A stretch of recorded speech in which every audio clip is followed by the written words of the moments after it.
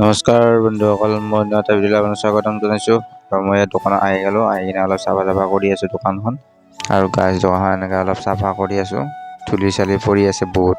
আৰু গাইজ আজি অলপমান ৰ'দে দেখা দিছে আৰু এইকেইদিন তামাম বৰষুণ দি আছিল ন। আৰু গাইজ ডুগু আহি দোকানৰ পানী জমা আছিল ন, তাত পুৰা খেলি আছিল। আৰু গাইজ বাগানে আহি গ'লোঁ, ঘৰত কাম কৰা মিস্ত্ৰী লাগি আছে, তাৰ কাৰণে আৰু চাং পাতিব কাৰণে অলপ বাহ লাগে বোলে, তাকে বাগানে পৰা আহি গ'লোঁ আৰু আমি গাইজ। আৰু গাইজ টানি ওলাব পৰা নাই, সেইকাৰণে বাঁহৰ গাছৰ ওপৰত উঠি গ'লা আগিলা কাটি দিছোঁ অলপ। এইফালে জন আছে, এইফালে চাই থকা তামাম কষ্ট হৈছে গাইজ। আৰু গাইজ বাঁহডাল কাটি কিনে উলিয়াই দিলোঁ, আৰু এইফালে আগিলা কাটি আছোঁ। আৰু এইফালে গাইজ গোটেই কটাবা গাইজ বিঞ্চি ভৰিত। আৰু গাইজ ইফালে আমাৰ এইটো ডিমিলা নদীটো আছে কাষতে, আৰু এইজন মানুহ দেখিছে বৰশী পাই আছে নদীত গাইজ। আৰু গাইজ ছাগলীৰ কাৰণে পাত কাটি আছোঁ, গাছ কঁঠালৰ পাত লৈ যাওঁ আৰু একেলগে বাঁহৰ লগতে। আৰু গাইজ এইখন আমাৰ ঘৰখন। আৰু গাইজ আমাৰ বাগটা হৈ গ'ল, ঠেলা উঠাই লৈ কিনে যাই আছোঁ ঘৰলৈ। আৰু গাইজ ঘৰ আহি কিনে পাই গ'লোঁ, বাঁহখিনি ঠেলাৰ পৰা নুমাই লওঁ, আপোনালোকে চাই থাকক।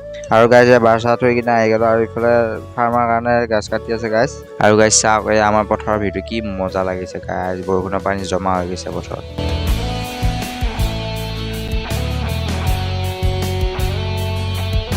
আৰু গাইজ এইটো মাংস কাটিবৰ কাৰণে বনাই লৈছোঁ মজাকৈ।